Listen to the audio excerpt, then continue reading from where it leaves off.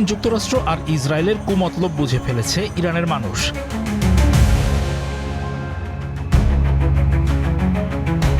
তারা বিদেশি শক্তির ইঞ্জিনিয়ারিংয়ে চলমান দাঙ্গা মেনে নেবে না বলে জানিয়ে দিয়েছে। 12 জানুয়ারি ইরান জুড়ে যে বিক্ষোভ হয়েছে সেখানে তারা স্পষ্ট ভাষায় বিদেশি শক্তির সমর্থিত দাঙ্গার নিন্দা জানিয়েছে। যুক্তরাষ্ট্র ও ইসরায়েলের ষড়যন্ত্রের বিরুদ্ধে তারা প্রতিবাদ জানিয়েছে। হাজার হাজার ইরানি রাজধানী তেহরানের প্রাণকেন্দ্রে জড়ো হয়ে জাতীয় পতাকা উত্তোলন করেন। তাদের কণ্ঠে ছিল মার্কিন যুক্তরাষ্ট্র আর ইসরায়েলের বিরুদ্ধে স্লোগান। তারা বলেছে ওই দেশ দুটি ইরানে অস্থিরতা তৈরি করতে সন্ত্রাসীদের ব্যবহার করেছে। তারা নিজেদের স্বার্থ হাসিলের জন্য ইরানকে দুর্বল ও বিভক্ত করতে চাইছে। ইরানের সর্বোচ্চ নেতা আয়াতুল্লাহ খামেনি বলেছেন, জেগে ওঠা মানুষদের এই সমাবেশগুলো মার্কিন রাজনীতিবিদদের জন্য একটি কঠোর সতর্কবার্তা। তারা যেন তাদের প্রতারণামূলক কর্মকাণ্ড আর না চালায় এবং তাদের বিশ্বাসঘাতক ভাড়াটেদের ওপর নির্ভর করা বন্ধ করে।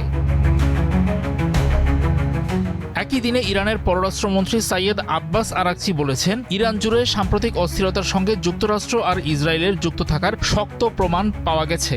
সেসব প্রমাণ আর নথিপত্র থেকে বোঝা যাচ্ছে যে ইসরায়েলের গোয়েন্দা এজেন্টরা ওইসব সন্ত্রাসী কর্মকাণ্ড চালানোর চেষ্টা করেছিল। এক্সট্রিম মশার কয়েল প্ল্যান্ট ফাইবার দিয়ে তৈরি, ডেঙ্গু, চিকুনগুনিয়া বাহি সহ যে কোনো মশার বিরুদ্ধে দেয় এক্সট্রিম সুরক্ষা। তেহরানে এক সংবাদ সম্মেলনে আরাকচি বলেছেন, 2025 সালের 28 ডিসেম্বর থেকে ইরানের শিল্প সমিতি এবং অর্থনৈতিক পেশাদারদের আয়োজন করা শান্তিপূর্ণ বিক্ষোভ দেখা গিয়েছিল। কিন্তু তারপর আরও অংশগ্রহণকারীরা বিক্ষোভে যোগ দেয় এবং পরিস্থিতি ধীরে ধীরে শান্তিপূর্ণ সমাবেশ থেকে সহিংস সংঘর্ষের চেহারা পায়। 8 জানুয়ারি থেকে সন্ত্রাসী এবং অস্ত্রধারী সশস্ত্র গোষ্ঠী বিক্ষোভে যোগ দেয়। তারা পুলিশ ও বেসামরিক নাগরিকদের ওপর গুলি চালায়। তাদেরই লক্ষ্য ছিল বিক্ষোভকে সহিংসতা, রক্তপাত আর বিশৃঙ্খলার দিকে ঠেলে দেওয়া।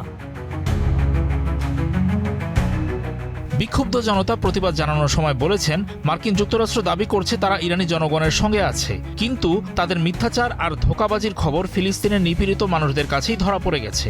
যুক্তরাষ্ট্র একই কাজ অন্য আরও দেশে করেছিল। সেসব দেশের জনগণের রক্ত এখনও যুক্তরাষ্ট্রের হাতে লেগে আছে। যুক্তরাষ্ট্রের রাষ্ট্রপতির কথাগুলো রসিকতার মতো বলে জানিয়েছেন ইরানের বিক্ষোভকারীরা।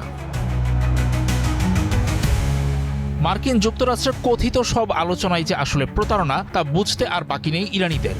পশ্চিমা শিবির ইরানকে শুধুমাত্র অস্থিতিশীল আর টুকরো টুকরো করতে চায়। নিজেদের স্বার্থ উদ্ধারে একই কাজ যে তারা সিরিয়া আর ইরাকেও করেছিল, এটি এখন জোর গলায় পুরো দেশকে জানাচ্ছেন বিক্ষোভে যোগদানকারী ইরানিরা। তারা বলেছেন, যুক্তরাষ্ট্র ও ইসরায়েলের যে কোনো ধরনের ষড়যন্ত্র এবং আগ্রাসনমূলক পদক্ষেপ তারা ঐক্যবদ্ধভাবে প্রতিরোধ করবেন।